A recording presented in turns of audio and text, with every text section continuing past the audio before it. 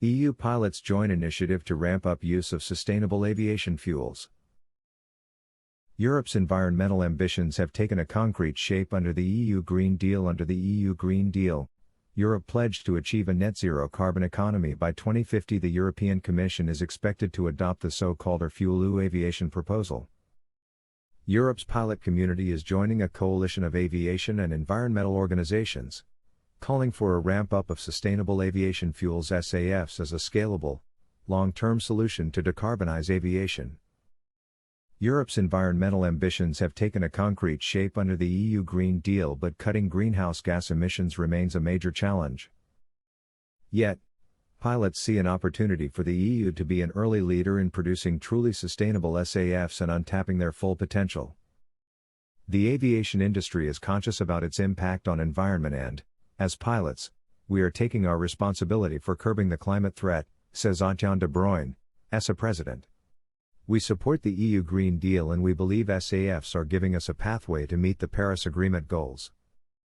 Under the EU Green Deal, Europe pledged to achieve a net-zero carbon economy by 2050, which would require a 90% reduction of emissions for the transport. SAFs have the potential to significantly contribute to this target, cutting airlines' carbon emissions by 80% compared with traditional jet fuel.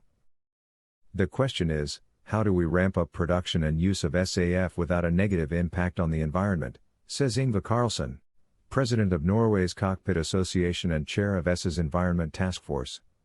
There are different approaches to increase production capacity, some more promising than others, and some that could fail to deliver emission reductions or cause unintended negative environmental impacts. Let's get it right from the start.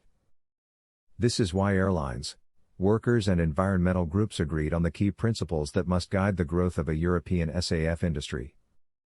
In a consensus statement, the coalition urged decision makers to go for a sustainable, future-proof framework for SAFs. Nobody is questioning the potential of SAFs, but there is a risk that decision makers opt for a quick-win approach by, for example, over-focusing on crop-based biofuels. This was the case in the road sector, which relied heavily on unsustainable, food-based biofuels. We need to do better.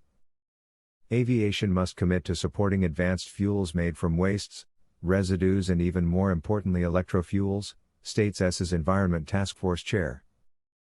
The European Commission is expected to adopt the so-called eTurboNews aviation proposal, which aims at boosting the supply and demand for SAFs in the EU. This proposal is an important first step, along with the amendment of the Renewable Energy Directive read along the same direction in 2021. The coalition urges that biofuels with high sustainability risks, for example biofuels from dedicated cropland, are excluded from the directive.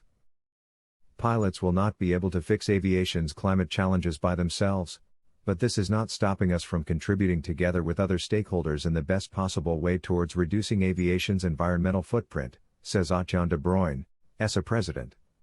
What is at stake? Preserving our planet requires the most serious and rigorous approach.